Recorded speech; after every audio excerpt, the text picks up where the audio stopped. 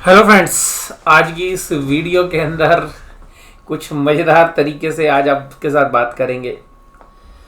चर्चा करते हैं आज सबसे पहले अपने ट्रेड से रिलेटेड। देखिएगा आज बाजार में जो मैं आपके साथ बात करूं तो जोर का झटका धीरे से लगा। जोर का झटका धीरे से लगा मतलब मैं निफ्टी बैंक की तरफ बात करूंगा। देखिएगा निफ्टी बैंक में ना आज अगर आप दोपहर तक भी देखें 12 साढ़े 12 बजे 1 बजे तक मुझे काफ़ी अच्छी उम्मीद थी कि बाजार ना 43,500 के नीचे बंद होगा। और ये उम्मीद थी ऑप्शंस के डेटा देख के 43,400 और 43,500 में जबरदस्त तरीके से कॉल राइटिंग थी। तो हमें ये तो उम्मीद थी कि भाई 43,500 के ऊपर बाजार नहीं जाएगा। और बाजार चला गया तो अल्टीमेटली 43,400 और 43,500 की जो कॉल राइटिंग थी इंट्राडे बेसिस पर वो दोनों फंस गई। और हालांकि उसकी जो हैजिंग भी अगर आप लोगे या उसका कोरस्पोंडिंग भाई अगर 43,400 और 43,500 के ऊपर बाजार जाएगा तो आप क्या करोगे, जो नीचे आपने पुट सेल कर रखी थी 43,100 या 200 पर या इवन थोड़ा सा नीचे 43,000 के ऊपर, तो उन पुट से तो कॉस्ट रिकवर होगी नहीं। आप थोड़ा सा और ऊपर आओगे 43,400 या 43,500 पे स्टार्डल बनाओगे, लेकिन तब तक आप बनाते तब तक तो बहुत देर हो चुकी होती है। तो बाजार ने आज एक बड़ा जबरदस्त वाला सरप्राइज़ किया और सरप्राइज़ का श्रेय जाता है श्रीमान नरेंद्र मोदी को। और नरेंद्र मोदी जी खुद हैरान हो गए गुजरात के जो रिजल्ट्स हैं उनको देख के। उनको खुद उम्मीद नहीं होगी यार 150 से ज़्यादा सीटें जीत जाएंगे। तो आज हमें लग रहा कि बाजार ने खुशी मना ली गुजरात के अंदर बीजेपी की जीत की। और उस खुशी के अंदर जो है एक तरीके से निफ्टी बैंक में जो एक कंसोलिडेशन का दौर था और जहाँ पे अच्छी खासी सप्लाई जोन था हमारे हिसाब से 43,400 और 43,500, हम बहुत कॉन्फिडेंट थे कि यार बाजार इसके तो नीचे ही बंद होगा। और बड़ा एग्रेसिवली जो है वहाँ पर मंदी की पोजीशंस बना रहे थे, लेकिन सब ट्रैप हो गई। तो देखिएगा बाजार जो है सरप्राइज़ करता है। और देखिएगा लास्ट दिन में जब एक्सपायरी डे होता है तो उस समय पर ये भी नहीं होता कि यार स्टॉप लॉस काटने का टाइम मिलता हो, क्योंकि वो प्रीमियम इतनी तेज़ी से चलते हैं कि आपको स्टॉप लॉस काटने का भी टाइम नहीं मिलता है। हालांकि मंथली सौदे होते हैं या भाई अगले हफ्ते के सौदे होते हैं तो आपके पास समय रहता है, क्योंकि जो डेल्टा है वो कम होता है और जिस तरीके से मूवमेंट आती है तो आपके पास मौके नहीं होते। तो ऐसी परिस्थिति में लॉस या प्रॉफिट बहुत तेज़ी से होते हैं। तो जो लोग भी ऑप्शंस के ट्रेडर्स हैं या जो ऑप्शंस के सेलर्स हैं तो उनको सिमिलर तरीके का आज इशू हुआ होगा, मुझे पक्की उम्मीद है। और किसी प्लेस ने स्प्रेड में भी अगर मान लो तेजी भी की होगी कि भाई 43,100 या 43,000 की कॉल खरीद कर ऊपर उसकी डबल या ट्रिपल 43,500 बेची होगी। ये भी एक बहुत अच्छी स्ट्रेटेजी जो है जनरली रहती है कि भाई 4300 की कॉल खरीद लो, 43,100 की कॉल खरीद लो या 200 की कॉल खरीद के ऊपर 400 या 500 की जो है डबल्स में बेच दो, एक खरीद के दो बेच दो, या कुछ जो ज़्यादा रिस्की है वो एक के सामने तीन भी बेच देते हैं या दो खरीद के तीन बेच देते हैं। तो वो रेशियो जो स्प्रेड होता है उस तरीके के ट्रेड्स भी जनरली ऐसे सिचुएशंस में बनते हैं। तो हालांकि देखिए मंदी का ही सौदा बन रहा था और क्योंकि इस जोन के अंदर पहले भी अच्छा जो है एक अच्छा खासा जो है हमें रेजिस्टेंस देखने के लिए मिला था, लेकिन आज बाजार उस रेजिस्टेंस को तोड़कर ऊपर की तरफ बंद हुए हैं और श्रेय जाता है एक्सिस बैंक को। एक्सिस बैंक के अंदर जो है पूरा ट्विटर एक्टिव है और ट्विटर के अंदर अगर आप देखेंगे अगर तो ऐसा लगता है कि पूरा सारा रिटेल इन्वेस्टर जो है एक्सिस बैंक के पीछे ही लगा हुआ। पिछले 10-15 दिन से अगर आप पूरा गौर कर रहे हैं सोशल मीडिया पे तो सब लोग यही चर्चा कर रहे हैं कि भाई axis bank turn around ICICI bank को लीड करेगा, आईसीआईसीआई बैंक से आगे ओवरटेक करेगा। तो इस तरीके की चर्चा पिछले 4-5 दिन से तो काफ़ी एक्टिव है। और शायद हमें लगता कि भाई ये जो प्रो अकाउंट है, ये जो रिटेल वाले अकाउंट्स हैं, उन्होंने आज जो है बहुत बुरे तरीके से शायद एफआईआईज को फंसाया है। और जो जिस तरीके से एफआईआईज के डेटा बने हुए थे उनको देख के ऐसा लग रहा था कि वो भी मंदी ही प्ले करेंगे, लेकिन आज जो प्रो अकाउंट या रिटेल अकाउंट ने जिस तरीके से एक्सिस बैंक के दम पे, सबसे खास बात है निफ्टी बैंक को उड़ाया है आज। और मैं विशेष रूप से ध्यान रख रहा था कोटक के ऊपर भी और एचडीएफसी बैंक के ऊपर भी, आईसीआई पे भी। अब हुआ क्या कि देखिएगा, दोपहर में ही ना एक्सिस बैंक को तो ऊपर खींच लिया था, तो हमें यह था कि यार एक्सिस बैंक को इतना खींच लिया तो इसका इतना वेट है नहीं, 114 पॉइंट है, मतलब इतनी अच्छी तेजी के बावजूद भी। लेकिन जो बाद में खिंचाई हुई कहाँ पर, एचडीएफसी बैंक के अंदर। हालांकि एचडीएफसी बैंक बाद में नीचे आ गया, एचडीएफसी बैंक चिपका हुआ था 1615 1616 पे, ऊपर खींचने की कोशिश की, लेकिन भाई एफआईआईज एचडीएफसी बैंक को नहीं छोड़ते हैं, उन्होंने ऊपर से माल बेचना शुरू कर दिया। तो फिर देखिएगा रिटेलर्स, मुझे लगा है कि रिटेलर्स केस होते थे ज़्यादा तेजी वाले, उन्होंने आईसीआई बैंक को पकड़ के खींच दिया। उसके बाद अगर हम देखें तो लास्ट क्षणों में कोटक महिंद्रा बैंक भी नीचे से बहुत अच्छा रिकवर हुआ। हालांकि हमने कोटक महिंद्रा बैंक की आज भी पुट सेल करी थी, आज हमने थोड़ी सी दूर जाके सेल करी थी 1800 की जब, और आज बहुत तगड़ा जो है डिप कोटक महिंद्रा बैंक में मिला, लेकिन डिप के बाद जो है बाउंस भी बहुत तगड़ा आया। तो आज का जो दिन है ट्रेडर्स के लिए ना, मतलब ऑप्शन के जो ट्रेडर्स हैं उनको सिखाने वाला था। सिखाने वाला इसलिए नहीं कि बहुत बड़ा मूवमेंट था, बट बात ये थी कि जो ऑप्शन चेन के डेटा थे, जिस तरीके से बाजार में कंसोलिडेशन हो रहा था, तो यही उम्मीद थी कि यार सेल ऑन राइज ही है बाजार, लेकिन बाजार ने सरप्राइज किया, और ये बाजार का काम है सरप्राइज करने का। तो अभी कल वेट एंड वॉच की स्थिति में रहेगा बाजार, पर मुझे लगता है कि हमारा तो स्टांस अब वही रहेगा। अब इस लेवल पर आके तेजी तो कोई मतलब ही नहीं बनता, और बस इंतज़ार है कि अभी एक नीचे का लेवल था हमारा, जो मैं आपके साथ बात कर रहा था कि 42,900 के नीचे बाजार बंद होगा तो मंदी होगी, लेकिन अब उससे तो ऊपर आ गए हैं। लेकिन फिर भी देखिएगा, मुझे लगता है कि वेट एंड वॉच वाली स्थिति में अभी जो ट्रेड है हल्के फुल्के तो लेंगे ही, और जो कुछ पोजिशनल ट्रेड्स हैं वो भी चलेंगे ही। लेकिन कुल मिलाकर बाजार में बड़े लोगों की लड़ाई है, और ध्यान रखिएगा, हमने तो बहुत बार देखा है, और बेशक से देखिएगा ये तो बाजार है, और बाजार में प्रॉफिट और लॉस तो दोनों चीज़ें होती हैं, और हर रोज़ आपके हों सही ऐसा तो होगा नहीं, तो बाजार में आप गलत भी होगे, और यही ट्रेडर्स होते हैं भैया को जो ट्रेडिंग करते हैं। तो लॉस तो जो है पार्ट ऑफ द लाइफ है ट्रेडर्स की, तो कभी कभी ऐसे भी दिन होते हैं, और वो आपको कुछ ना कुछ सिखा के जाते हैं। तो जो मेरा नज़रिया था वो मैं आपके साथ खुल के बोल रहा हूँ कि भाई किस तरीके से जो है जनरली ट्रेडर्स ट्रेड लेते हैं और किस तरीके से फंसते हैं। लेकिन इसी ट्रेड में जिन्होंने आज मंदी खेल रखी की जगह तेजी खेली होगी, तो उनके अच्छे प्रॉफिट्स भी आए होंगे। भाई ऑप्शन में तो एक ही यही चीज़ है, एक व्यक्ति का लॉस दूसरे व्यक्ति का प्रॉफिट है, और एक्सचेंज को अपने ट्रांजैक्शन चार्जेस मिलते हैं और सरकार अपने टैक्स वसूल लेती है। तो ये तो पूरा जो है तामझाम है ही। लेकिन आज जो है इलेक्शन के ऊपर भी जो है काफ़ी मतलब असर रहा, और सुबह जिस तरीके से हिमाचल में नेक टू नेक था बीजेपी और कांग्रेस के अंदर, लेकिन शाम होते तो कांग्रेस भी आगे लीड कर गई।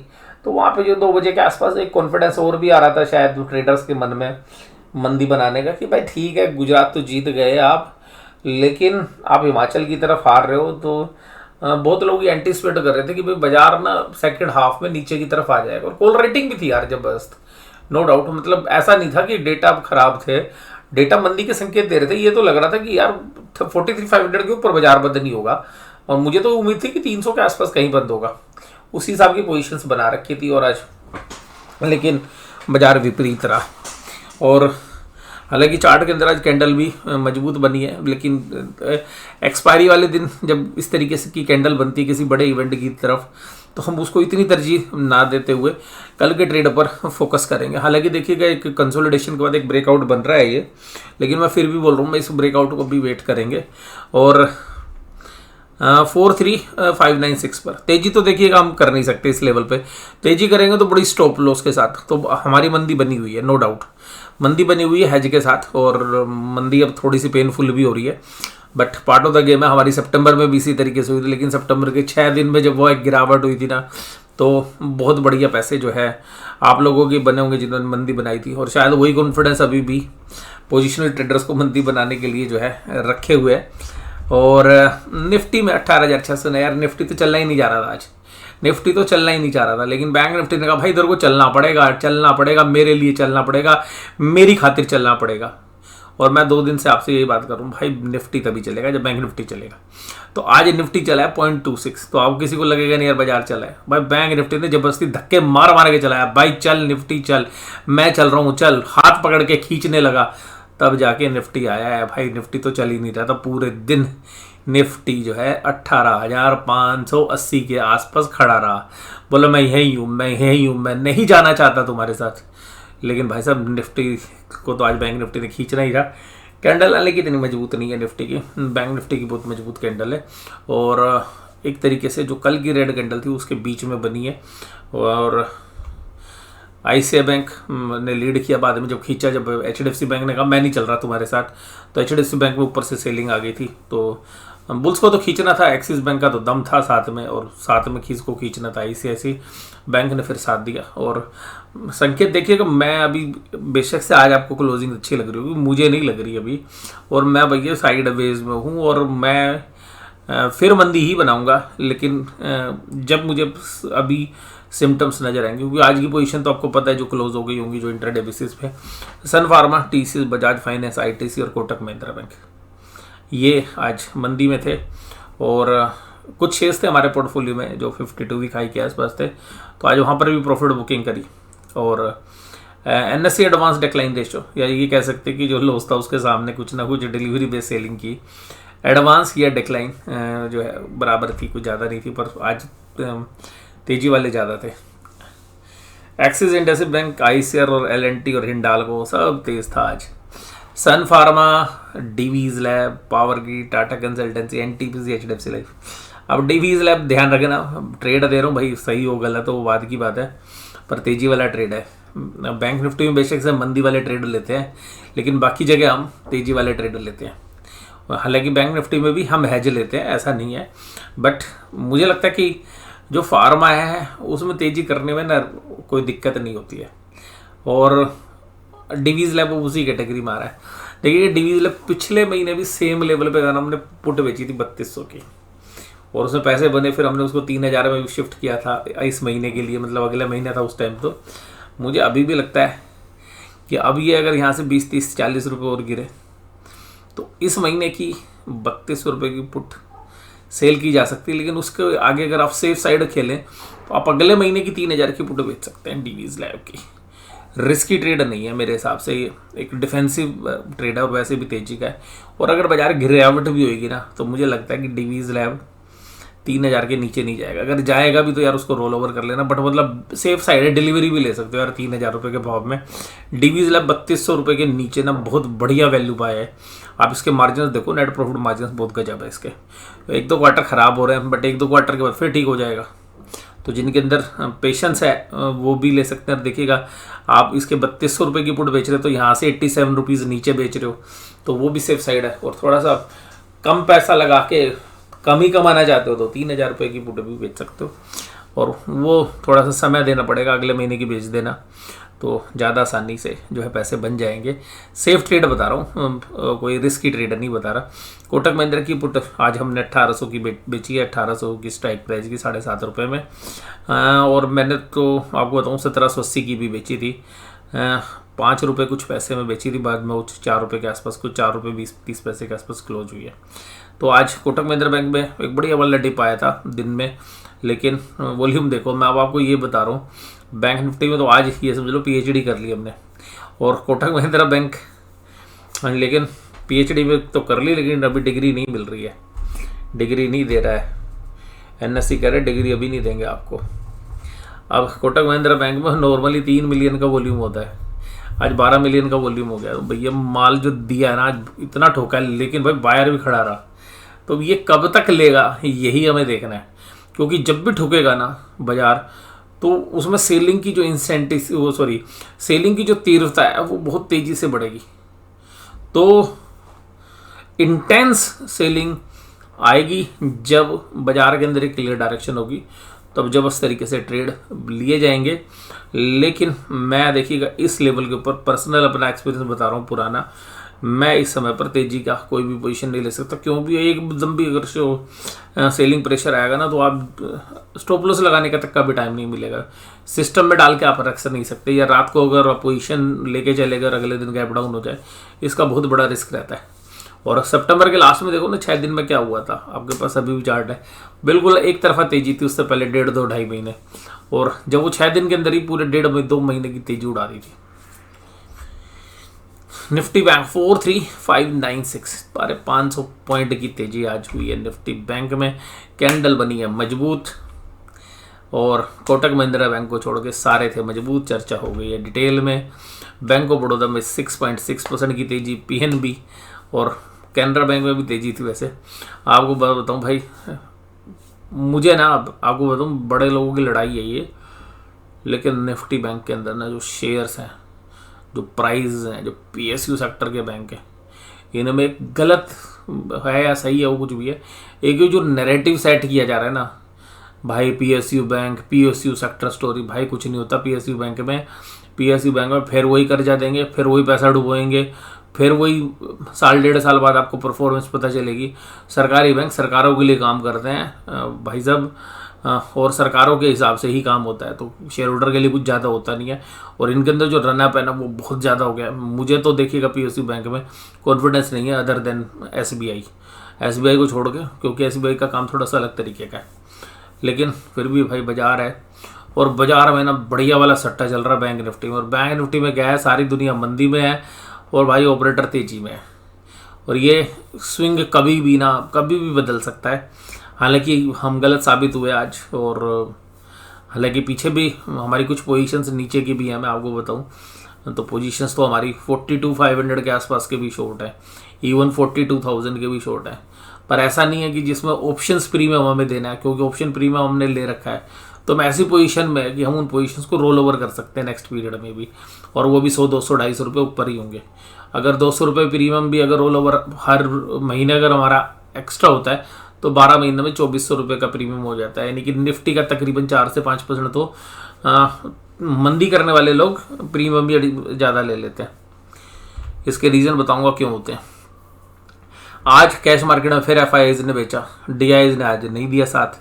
तो जो प्रो अकाउंट है, यानी कि जो प्रोप्राइटरी अकाउंट है, जनरली जो एक्टिव रिटेलर्स हैं या जो एचएनआई इन्वेस्टर्स हैं, वहाँ से आज अच्छी तेजी थी, क्योंकि आपको तेजी कहीं से नजर नहीं आएगी। और केवल तेजी एक जगह करते हैं भाई, पता है बैंक है, बैंक में फंसे हुए हैं, और बैंक में एफआईआईज ने भी फंसे हुए हैं, क्योंकि एफआईआईज की भी मंदी की पोजीशन है। आज देखिएगा उन्होंने अपने स्टॉक फ्यूचर्स भी कवर किए हैं 769 के, लेकिन अब यहाँ सरप्राइज देखो 11,170 करोड़ की आज बाइंग है।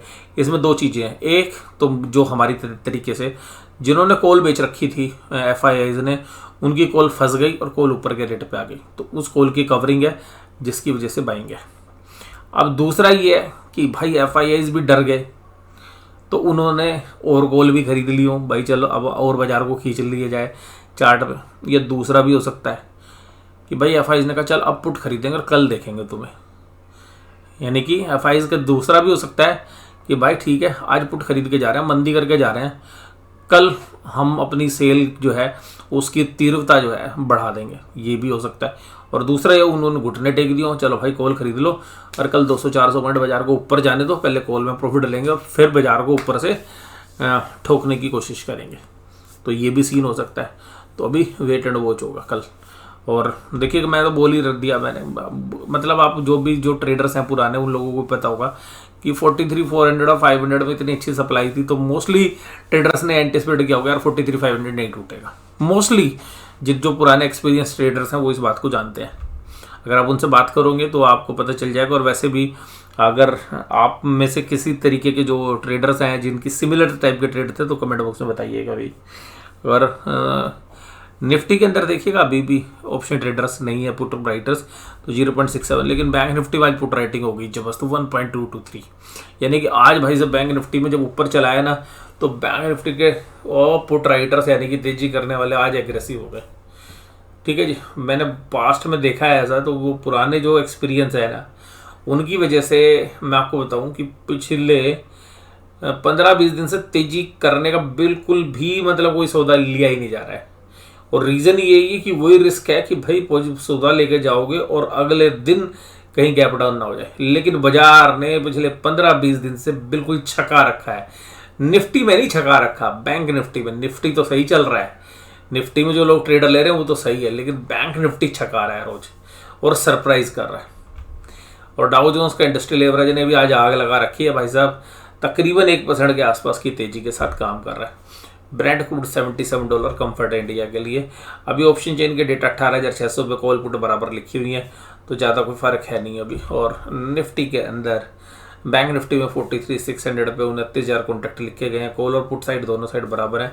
43,500 की पुट में 47,000 कॉन्ट्रैक्ट है, कॉल साइड में है नहीं, क्योंकि कॉल वाले तो आज डर ही जाने थे, तो कॉल राइटर की तो आज हिम्मत ही नहीं थी, तो कॉल राइटिंग तो है नहीं, केवल पुट राइटिंग है बाजार में नीचे की तरफ। तो बहुत लोग जनरली जब ऐसा बाजार क्लोज होता है तो ये एंटीसिपेट करते हैं कि बाजार 200-300 पॉइंट ऊपर ही खुलेगा, क्योंकि जिस तरीके से बाजार ने एक बार भी सांस नहीं ली लास्ट के 1-1.5 घंटे में, तो उसको देख के लोग यही एंटीसिपेट करते हैं, ट्रेडर ये समझते हैं भाई आज गोल मत बेच के जा, कल तो 200-300 पॉइंट खुलेगा। जिन्होंने भी बेच रखी होती है वो भी जो है अनवाइंड करके चले जाते हैं। लेकिन बाजार दोनों साइड में छका देता है। छका ऐसा देता है, आप सोच के चलोगे 200-300 पॉइंट की गैप डाउन होनी है, फिर बाजार फ्लैट होके भी नीचे चला जाता है, कभी कभी ऊपर खुल के फिर नीचे चला जाता है। तो जब ऊपर खुलेगा, अगर ऐसा सोच रहे हैं कॉल राइटर तो फिर वो सही सोच रहे हैं, लेकिन बाजार सर्वोपरि है। और अब देखिएगा, हम ये बहुत अच्छी उम्मीद लगा रहे थे कि भाई जिस तरीके से 43 से लेके 43, 100, 200 में पिछले 6-7-8 दिन से सप्लाई आ रही थी, मैंने कहा भाई अब तो ये 42,900 के नीचे बंद हुआ तो बाजार में फ्री फॉल होगा। लेकिन बाजार हमारी उम्मीदों के विपरीत चला, और हम जो उम्मीद कर रहे थे कि 43, 400 और 500 की सप्लाई जोन के नीचे ही बाजार बंद होंगे, लेकिन बाजार ने लास्ट में सरप्राइज किया और बाजार ने एक अच्छी क्लोजिंग दी। लेकिन हम आपके साथ चर्चा कर रहे हैं कि देखिएगा, फिर भी मेरा जो खुद का पर्सनल मन है वो अभी साइडवेज या तो अपनी पोजीशंस लाइट रखने का है, और जैसे ही डायरेक्शंस मिले तब मंदी करने का। और जो पोजीशंस अभी मंदी की हैं उनके हम हैज ले सकते हैं जो पोजीशनल बेसिस पे हैं। और पोजीशनल बेसिस में तो पता ही बाजार ठीक है, यहाँ से 1.5 से 2,000 पॉइंट तो नीचे आएगा ही आएगा, अब नहीं है थोड़े दिन बाद आएगा, और आना तो है ही, क्योंकि हमने ये सब एक्सपीरियंस देख लिया यार। जो तेज़ी दिखाते हैं ना, हमने गोल्ड में भी देख ली, हमने बिटकॉइन में भी देख ली, बाकी पुराने भी टाइम पर भी हमने इंडेक्सेस में देख ली।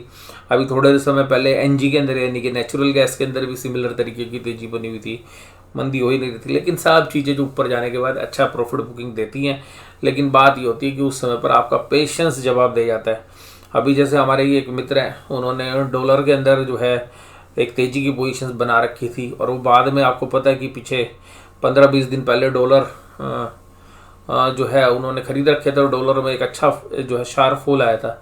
अब उन्होंने स्टॉप लॉस तो लगाया नहीं, लेकिन जब 2 रुपये गिर गया तो हिम्मत हार गए, बोले यार जी सर अब क्या करें, अब तो ये डूब गए पैसे। तो मैंने उनको कहा कि यार डॉलर ले रखा, कुछ और तो है नहीं, दिक्कत तो कुछ है नहीं, डॉलर कहाँ टूटेगा, डॉलर इंडेक्स टूट गया कोई बात नहीं, ये फिर रिकवर कर जाएगा, आप अपनी पोजीशन को छोड़ना मत। लेकिन वो 2 रुपये उस समय पर उनके प्राइस से नीचे आ गया था, और पोजीशंस उन्होंने हैवी ले रखी थी, उन्होंने पोजीशंस तो काट दी। आज मेरे को फ़ोन पे बता रहे थे कि सर वो तो पुराने रेट पे ही आ गया। तो मैंने तो कहा था भाई जब तक बुक नहीं करोगे तब तक लॉस नहीं है, लॉस तो तब है जब आप बुक कर लोगे। तो अभी कभी कभी क्या होता है कि पोजीशंस में स्टॉप लॉस लगते नहीं है और वो डीप में चला जाता है लॉस, और फिर वो कभी कभी और डीप हो जाता है, और उस समय पर पोजीशंस नहीं काट पाते। लेकिन बाजार वहीं पर एक पेशेंस टेस्ट करता है कि जो एक्सट्रीम लेवल्स होते हैं ना लॉसेस के, वहीं पर जब लोगों के सौदे गिर जाते हैं उसके बाद बाजार अक्सर रिवर्स हो जाता है। ऐसा ही जो है हमारे मित्र के साथ हुआ। और लेकिन कभी कभी देखिएगा, आपका जो एक्सपीरियंस है वो काम आता है, या आपका जो पेशेंस है ना वो काम आ जाता है अगर आपने स्टॉप लॉस नहीं भी लगाया है तो। लेकिन आपने सौदा ही बिल्कुल या ट्रेड ही बिल्कुल अब नॉर्मल प्राइस पे ले लिया तो फिर आप दिक्कत में आ जाते हैं। जैसे मुझे अभी लग रहा है कि फंडामेंटल बेसिस पर अगर किसी के पास भी 42,000 से ऊपर की मंदी है तो 42,000 के नीचे बाजार जो है मुझे लगता है कि आना ही चाहिए। फंडामेंटल रीजंस भी हैं, और उसके और जो स्पेकुलेटिव मूव्स हैं इसका अंत तो देखिएगा सेलिंग के साथ ही होगा। लेकिन जब तक मंदी करने वाले लोग हैं उनको छकाएगा पहले, और जब मंदी करने वाले अपनी पोजीशंस को स्केयर ऑफ कर लेंगे बाजार उसके बाद टूटता है। ये हमने पास्ट में देखा है। तो बाजार आपके पेशेंस को टेस्ट करेगा जो मंदी वाले ट्रेडर्स हैं उनके लिए स्पेशली मैं बता दूं, और जिनकी मंदी की पोजीशंस बनी हुई है और फंडामेंटली जो है थोड़ा सा हमें ओवर वैल्यूड लगता है, और बाजार फंडामेंटल्स के आसपास तो आते ही हैं। लेकिन फिर भी मैं एक ही बात बोलूँगा, भैया अपनी ट्रेड लें तो अपने फाइनेंशियल एडवाइजर से सलाह लें, आप अपने रिस्क को असेस करें, और इस वीडियो को केवल एजुकेशनल पर्पज समझें। और मोस्टली जो चीज़ें मैं आपके साथ शेयर कर रहा हूँ वो अपने पुराने एक्सपीरियंस, ये जो ट्रेड लेते वक्त जो मैं अनुभव करता हूँ वो ठीक भी हो सकते हैं, गलत भी हो सकते हैं।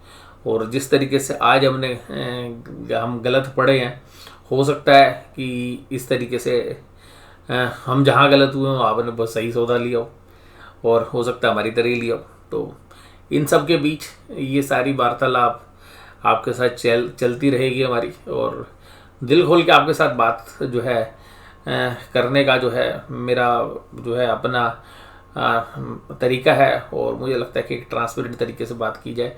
हो सकता है आप में से बहुत सारे लोग क्रिटिसाइज भी कर रहे हैं, अरे सर आपने तो गलत सौदा ले लिया। कोई बात नहीं यार, पार्ट ऑफ द गेम है।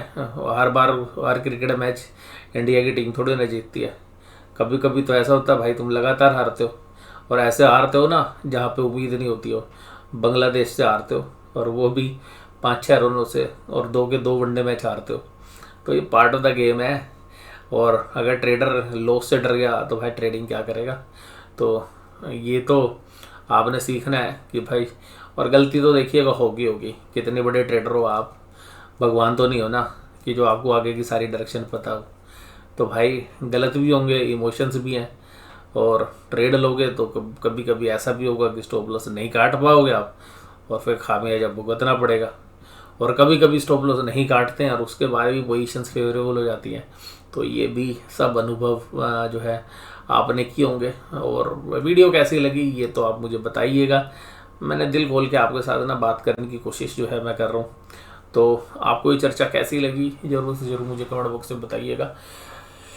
बिल्कुल इंडिपेंडेंटली बोल रहा हूँ। देखिएगा कुछ शेयर्स में मैंने आपको पहले ही बताया कि स्टॉक स्पेसिफिकली कुछ जो है शेयर्स में अच्छे पैसे बन रहे थे, प्रॉफिट बन रहे थे। तो हुआ ये कि भाई अगर एक जगह M2M जा रहा है तो कहीं ना कहीं से अपने पोर्टफोलियो में जो आपके लॉन्ग सौदे हैं और आपको लगता है कि हाँ यार ये प्रॉफिट बुकिंग करने के आसपास के समय है, तो वो प्रॉफिट बुक कर लेने जो है मुझे उचित लगे। वो तो आगे वाला समय बताएगा कि ठीक किया या गलत किया।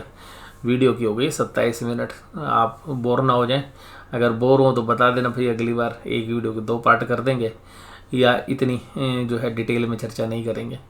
जैसा भी आपको लगता हो वैसा मुझे कमेंट बॉक्स में बता देना। वीडियो देखने के लिए धन्यवाद। Thank you very much.